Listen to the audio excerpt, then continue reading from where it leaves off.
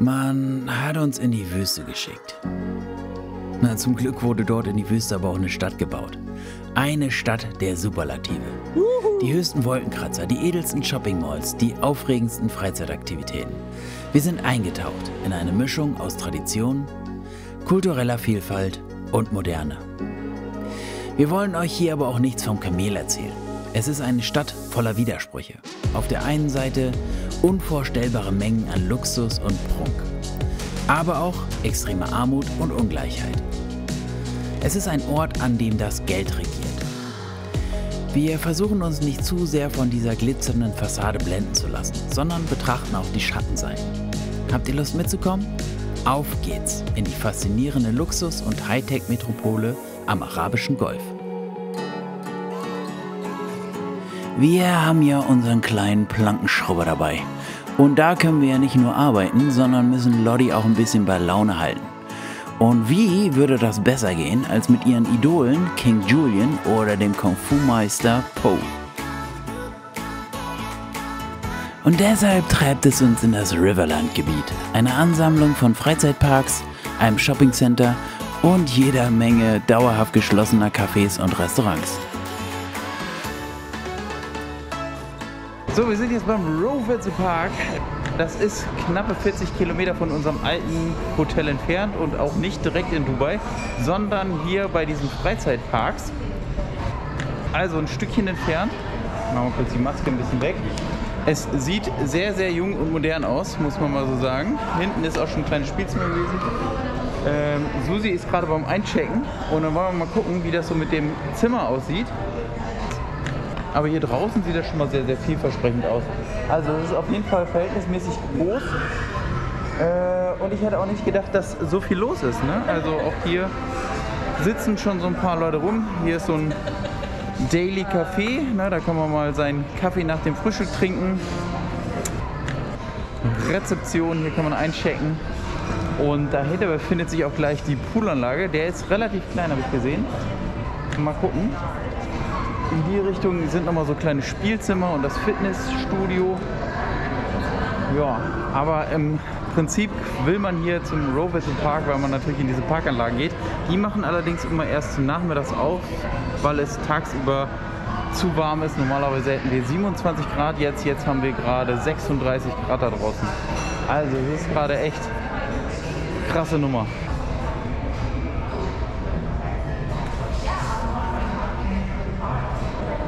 So, wir haben jetzt eingecheckt und wir sind im Rove at the Park und ich muss sagen, das war bisher der netteste Check-in von allen Hotels, wo wir bisher waren. Super, super nett, Angela.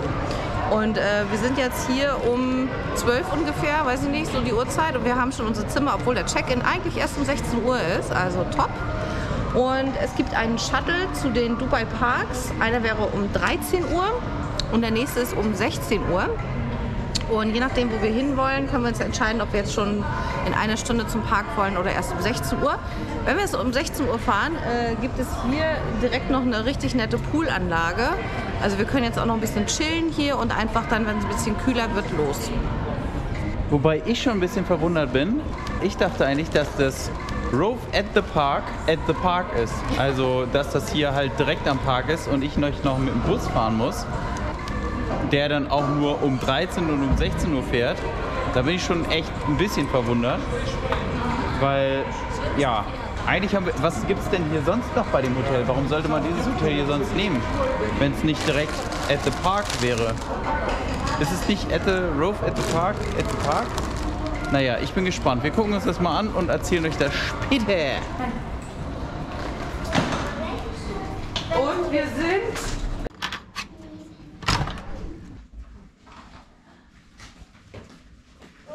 Hier ist es aber schön. Okay. Boah, es ist ein bisschen klein. Ja, ist sehr klein. Ein bisschen klein. Ja, das ist jetzt natürlich auch das kleinste Zimmer, was wir in und um Dubai gebucht haben. Man sieht es auch förmlich. Wir müssen gleich mal gucken, wie das hier mit unserem kleinen Zusatzbett ist, weil das soll hier unter sich verbergen. In Wirklichkeit stand da aber Schlafsofa, ne?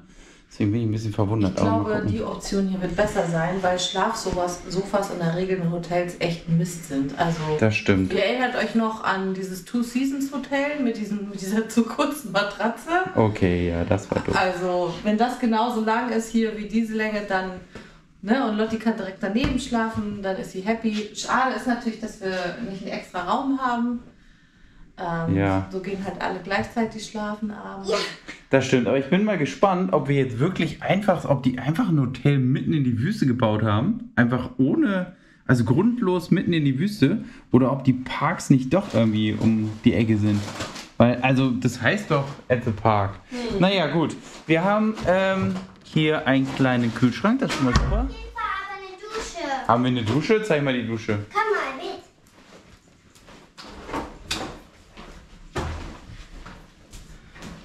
Okay, es sieht sehr, sehr sauber aus. Aber ist auch relativ einfach, weil das Hotel ist ja auch noch sehr jungfräulich. Das ist ja erst 2-3 Jahre alt, ne? Also der ganze Park ist ja recht frisch gebaut. Wenn nicht sogar letztes Jahr. Ich muss nochmal gucken, ich schreibe das nochmal unten jetzt ins Video. Aber ich glaube, das ist alles noch ganz, ganz, ganz frisch hier gebaut. Also so sieht es auch aus. Es sieht alles sehr schick, sauber, ordentlich. Die Flecken im Teppich sind gewollt. Ja, also da kann man eigentlich nicht meckern. Das sieht soweit ganz gut aus. Zimmergröße kann man sich drüber streiten, ob das jetzt ein bisschen größer hätte sein können. Man fragt sich ja immer, aber das ist jetzt mein persönliches Empfinden, ne? Also, du hast allen Platz der Welt und ihr seht, Leute, die haben ja Platz, ne? Also, ist ja nicht so, als wenn man hier keinen Platz hätte. Warum baut man denn die Zimmer so klein? Hätte man die nicht einfach größer bauen können? Du musst auch mehr putzen, ne? Ja. Das wüsstest du, wenn du mal putzt. Nee, das ist ja Blödsinn, weil ich habe ja vorher in einer 100 Quadratmeter Wohnung gewohnt und ihr glaubt gar nicht, wie hervorragend sich der Schmutz verteilt hat. Man musste gar nicht so viel putzen, weil das hat sich einfach so super in jede Ecke angeschmiegt. So, das ist gar nicht aufgefallen. Wir zahlen für 2 Nächte nur 119 €. Genau. Das ist echt wenig. Es ist echt wenig. Aber ich meine, wir sind ja auch mitten in der Wüste, ne? Hier Genau, es ist rundum bei gar nichts mehr. Und deswegen bin ich auch verwundert, dass es nicht at the Park ist. Aber gut, das ist ein anderes Thema. Nichtsdestotrotz, ich wollte mich noch mal ganz kurz drüber aufregen. Ich weiß, das ist hier ja auch immer Markus' kleiner Meckerkanal. Ich hätte es ja schön gefunden, wenn man halt einfach, wenn man ganz viel Platz hat, auch ein bisschen mehr Platz lässt. Ich weiß, das Hotel kostet hier an sich nichts. Aber in Dubai kostet natürlich auch theoretisch so ein Hotel zu bauen nicht so viel. Ne? Zumindest hat man hier leider sehr viel günstige Arbeitskräfte, die entsprechend auch ausgenutzt werden. Oh, aber was denn? Endlich mal. Ja? Endlich mal? Das hört sich gut an. Ach, eine begehbare Dusche. Das sieht richtig schick aus und das hier finde ich auch total gut, weil in den anderen Hotels waren immer so kleine Mini-Fläschchen. Ja. Also du produzierst ja unglaublich viel Müll, allein durch diese, ne? Ja. Muss man ja nicht benutzen. Wobei, ich habe es jetzt auch noch nicht genutzt. Wo ist die Tür? Ich habe es noch nicht genutzt, aber ich kann euch sagen, wahrscheinlich läuft hier wieder das Wasser in den Raum rein, weil die machen das mit den Türen immer nicht so richtig. Die Tropfkante des Wassers muss halt natürlich in die Dusche gehen und nicht auf den Stein. Und der müsste zumindest nochmal ein Gefälle, eine Schräge haben. Also ich weiß noch nicht, ob es so ist. Vielleicht ist es auch schon wieder Meckern unbegründeterweise. Kannst ja mal ausprobieren. Aber wir werden das nochmal nachberichten. Denn das ist in der Tat natürlich ein Punkt, den sollte man eigentlich als Architekt wissen. Genau, nee, aber es sieht alles sehr gut verarbeitet aus. Ich bin hier sowieso extrem positiv überrascht über die Qualität, die hier vor Ort bei allen Bauwerken vorhanden ist. Also die haben ja hier wirklich auch, jede Fuge sieht richtig gut verfugt aus. Die Fliesen sehen gut verfugt aus. Was macht Lotti jetzt schon? Die fängt schon an Fernsehen zu gucken hier?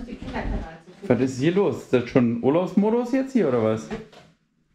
Oder willst du Nachrichten gucken? Naja, genau. Also ich bin positiv überrascht, was hier die Qualität angeht. Also das ist wirklich, hätte ich von Dubai nicht erwartet. Wirklich gut. definitiv europäischer Standard. Und es ist halt auch alles super sauber. Auch das hätte ich nicht erwartet, ne? Wenn du draußen auf der Straße rumläufst, um da mal ein bisschen Müll zu finden, muss man lange laufen. Ja. Also das ist auch... Aber es ist ein bisschen wie in China. Du hast Leute für alles hier. Das stimmt. Du hast extrem viele Leute aus dem Ausland, also Inder, wahrscheinlich sehr viele. Und du siehst sie ständig hier am Saubermachen, im Hotel, auf der Straße. Also es gibt eigentlich überall Personal. Ja, also das ist, hier werden natürlich Nationen ausgebeutet. Das ist halt so, ne? Und entsprechend kann man sich jetzt drüber streiten, ob das gut oder schlecht ist. Ob man denen dann lieber... Wollen wir nicht streiten, das ist schlecht. Ja. Schlecht. Ja, ich weiß, es gab auch die Diskussion, dass natürlich auch Kinderarbeit und sowas total schlecht ist. Wenn du allerdings in einem System wohnst, also teilweise ernähren die hier arbeiten, ihre Familien in Indien. Da müsste man sich ja eher fragen, warum ist das System in Indien so beschissen? Oder? Oh, Vielleicht, weil es so viele Menschen sind. Aber nichtsdestotrotz, wenn ich... Ja, das ist geil. Ein richtiger Föhn, nicht diese Aber wieso ist der mit dem... Und vor allem nicht so, schlecht. dass du... Ja, das ist nicht schlecht. Okay, wie kriegt man den? Er musste nochmal ein bisschen kräftiger ziehen. Der sitzt da drin. Ja. Oder hat er einen Knopf zum wieder einrollen? Ja. Genau, das ist natürlich so. Das muss man grundsätzlich hier sowohl auf den Baustellen als auch natürlich in jeglichen Servicebereichen hast du hier überall sehr, sehr viele Inder, sehr, sehr viele Pakistanis, sehr viele aus entsprechend den Billiglohnländern, die hier arbeiten. Fragt, was ich hier mache. Wir haben vorsichtshalber, weil hier kein Supermarkt ist in der Nähe, also zumindest haben wir auf Google keinen gesehen, hat Marco heute Morgen noch mal ein bisschen Wasservorrat eingekauft im Supermarkt bei unserem letzten Hotel. Ja. Und beim Pakistani. damit wir jetzt nicht wieder so teuer das kaufen müssen. Genau. Ja, deswegen bin ich mal sehr gespannt, wie das hier so ist. Ob man jetzt hier wirklich ein Hotel einfach mitten in die Wüste gepackt hat. Na gut, der Ausblick ist geil, ne? Ja, jetzt kannst du zumindest sagen, dass du in der Wüste warst. Das stimmt. Man kann weit gucken. Vielleicht hier hin. Also dafür, dass es so klein ist, haben sie doch ganz gute Ausstattung, muss ich sagen. Ich weiß noch nicht, wo du deinen Kram hinpackst, aber... Ja, ironischerweise ist ja eine Kofferablagefläche mit ein Kriterium, um einen Stern beim Hotel zu bekommen, ne? Das ist verrückt, oder? Es ist so Wahnsinn. Ist aber so. Ja. Wir haben ja die Problematik, dass wir immer ein Zimmer für 3 Leute brauchen, weil wir nicht zu dritt in einem Bett schlafen können. Lotti schläft sehr aktiv. Und deswegen haben wir jetzt hier uns auch für dieses Zimmer entschieden. Ah, warte mal, das ist ja nur ein Doppelbett. Genau. Wo schläft dein Papa? Ja, passt mal auf, Leute.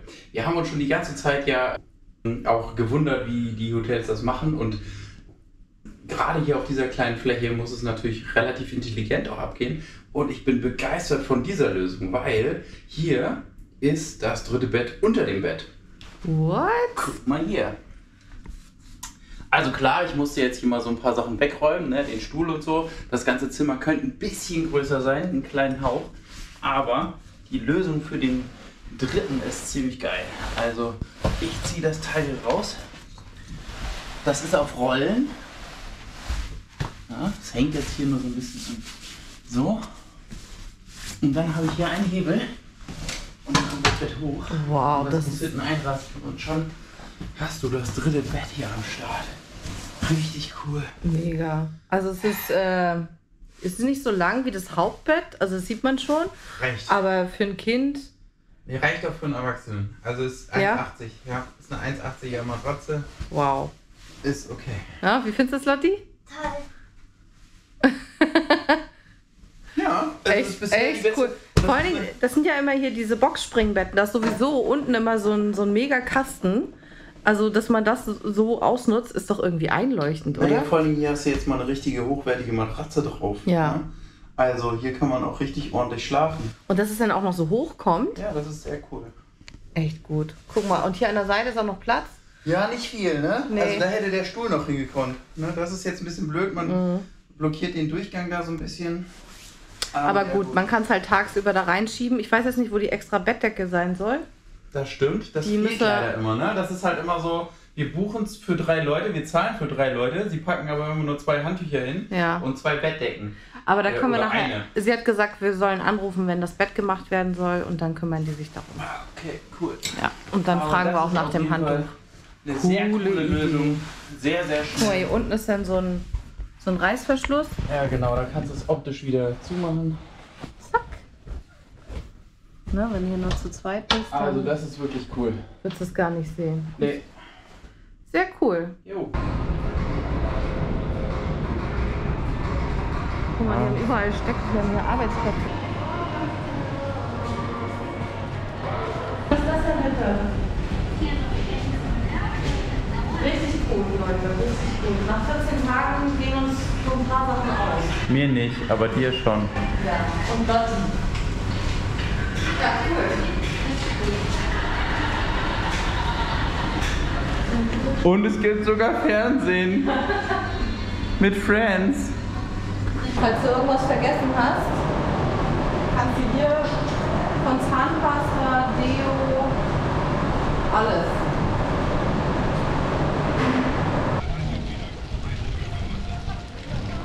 Aber es ist natürlich voll in der Hitze. Ja, ist jetzt auch nicht so super zum Schwimmen gehen. Endlich hat es mal jemand verstanden, ne?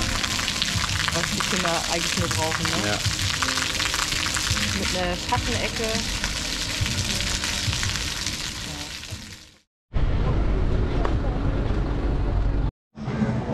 Bist du aufgeregt? Ja. Wuhuhu!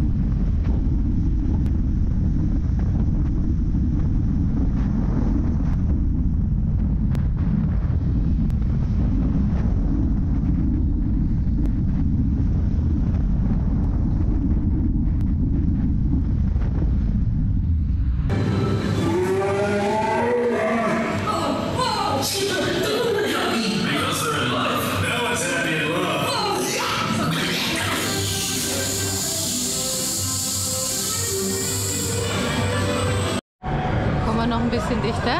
No, nee, so. Au! Au! Au! Du hast gesagt, es wird Spaß machen. Es hat Spaß gemacht. Ich hab gezittert, als ich ausgestiegen bin, du Verrückter. Wieso das denn? Oh mein Gott, was war das bitte? Das ist doch voll geil, oder nicht?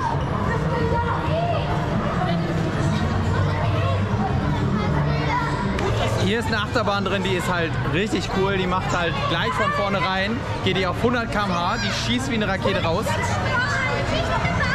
nach vorne und dann geht's so.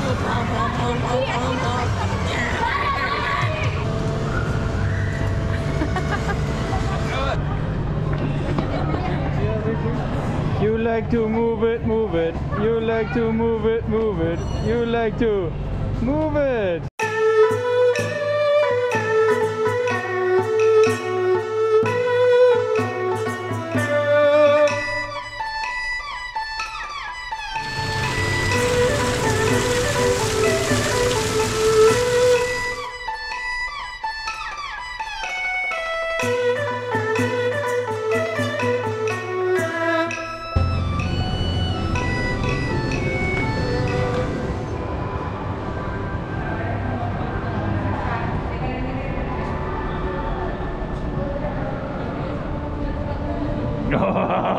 Da hinten ist Valhalla.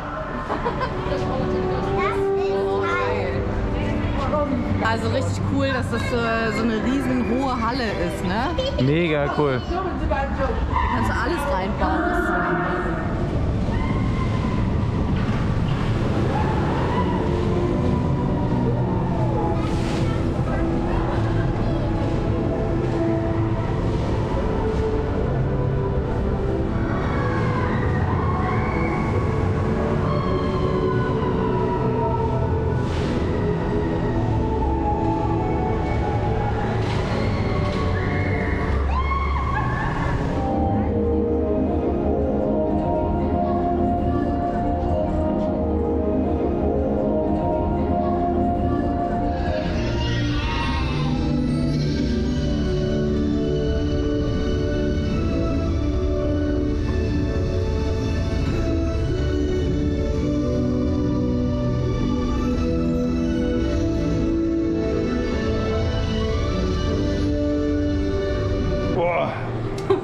Eine der besten Achterbahnen, die ich bisher gefahren bin.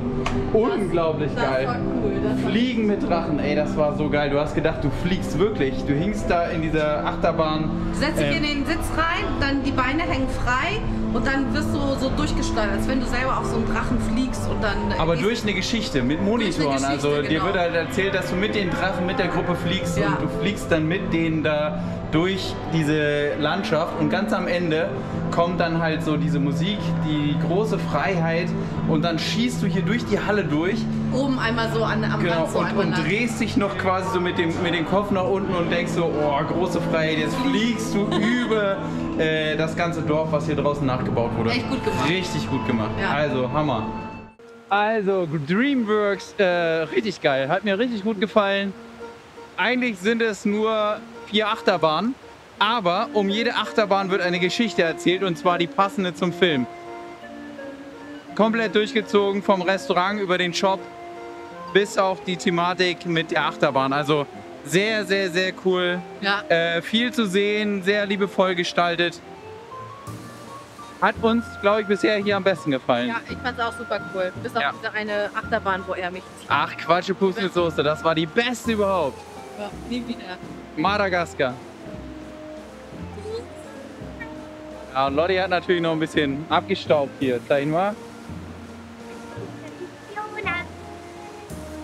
Immer diese Prinzessin mit den roten Haaren, ne? Für jeden, der sich fragt, wollt ihr oder müsst ihr hier rauskommen, wenn ihr in Dubai seid, um euch das anzugucken? Ich würde mal ganz krass behaupten, nö. Nee. Auf gar keinen Fall. Hey, da gibt es so viele andere Sachen. Es gibt, ja, vor allem, wenn du eine Woche hier bist oder so, ich würde mich tot ärgern, hier extra herzufahren. Ja, dafür lohnt sich das nicht. Also wir hatten es halt eingeplant, damit wir mit Lotti auch nochmal so wirklich so Kindersachen machen können. Ja. Und nicht nur so Museen und also, ne, wo Kinder vielleicht nicht so Bock drauf haben. Haben wir das extra eingeplant hier. Hier gibt es 3 Parks. Ihr könnt theoretisch auch in den Lego-Park gehen. Ihr könnt in den Waterpark von Lego gehen oder ihr könnt euch Bollywood angucken.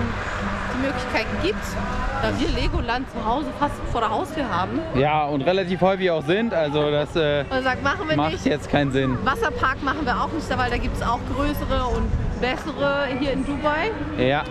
Einen davon gucken wir uns auch noch an. Ja. Ja, und Bollywood haben wir nicht so den Bezug zu. Ja, aber wir haben schon einen Bollywood, auch wenn Susi es nicht glaubt, einen Bollywood-Star jetzt hier in dem Park gesehen. Marco sagt, das ist ein echter Star. Das war ein Star, ey, die haben alle... Die werden so eingestellt, also die müssen halt irgendeinem echten Star ähnlich sein. Nee, die wollten alle ein Foto mit ihm haben und so. Ja, aber klar, aber der konnte ja noch nicht mal gut, also deswegen war es ein Star. Deswegen kann das nicht ein echter Doch, der konnte nicht so gut tanzen, weil er halt Schauspieler war. Das, ja. Ich habe da eine verlässliche Quelle, ganz genau, die ich befragen kann. So sieht's aus. Die sagt nein. Sagt die schon nein? Hat die schon nein gesagt? Nein sagen. Nein, weißt du ja noch nicht. Also vielleicht sagt ihr auch ja. Also ich rede mir ein, das war auf jeden Fall ein Star. Wir haben noch einen Bollywood-Star gesehen. Bei YouTube sieht man halt, dass dieser Bollywood-Park halt gerade am Abend sehr schön sein soll. Die machen halt ein paar Live-Shows. Können wir jetzt nicht wirklich beurteilen. Wir haben jetzt die ganze Zeit hier in einem Park verdüttelt, ne? Ja. Der wäre gar nicht, Leute, der wäre gar nicht mehr drin gewesen. Nein. Aber jetzt sind wir auch nicht total fix und alle. Also ich zumindest nicht, was ein gutes Zeichen ist. Lotti ist auch noch guter Laune. Ja. Marco sowieso. Also können wir jetzt zurück zum Hotel. Ich kriege vorher noch meine Schuhe. Und dann gehen wir vielleicht noch kurz im Pool. Ja. Genau. Weil auch das nochmal vielleicht am Rande zu sagen, ich war total angefixt von diesem Riverland. Ich wollte mir das unbedingt angucken, weil die ja hier so ein französisches Dorf mitten in die Wüste gebaut haben. Mit lauter Shops und Restaurants. Und das ist aber wahrscheinlich aufgrund von Corona alles zu. Corona hat ja ordentlich zugeschlagen. Die Leute haben hier keine Hilfen bekommen. Die Leute wurden hier im Stich gelassen. Der Park hat seit 4 Jahren auf. Und dann kam Corona. So, jetzt will Lotti noch was sagen. Es ist so, heute ist ein ganz besonderer, weil Fiona, die ich bekommen habe, wird heute heiraten. Mit Tim. Oh, ja stimmt. Oh, na, das kann da müssen wir sie aber nachher alleine lassen und zum Pool gehen. Vielleicht kriegen wir dann noch Mini-Tims und Fionas. Man weiß es ja nicht. Nee, ein anderes Kind. Machen wir einfach, stellen wir einfach ein bisschen Alkohol hin und so und Doch nicht hier. dann weißt du, wie du entstanden bist, Lotti. Genauso. So, in diesem Sinne, wir laufen jetzt einfach wieder zum Hotel. Sagen, was sollen wir sagen? Und die Hübsche werden beide ein kleines Wir sagen, Kind macht es gut. Macht es gut. Haltet die Ohren steif. Bleibt gesund. Bis zum nächsten Mal. Bis zum nächsten Mal, wenn wir wieder unterwegs sind und zwar in die Karibik. Nee, warte mal, wohin? Wow. Nee, weiß nicht, warte mal. Nach Japan. Nee, wo fahren wir als nächstes hin? Japan ist schon cool. Oh, oder bauen wir das Boot aus oder machen wir das Tiny House oder schreibt mal in die Kommentare, was würdet ihr jetzt am liebsten als nächstes sehen? Seid gespannt, es wird weitergehen. In diesem Sinne, haut rein, haltet die Ohren steif. Tschö.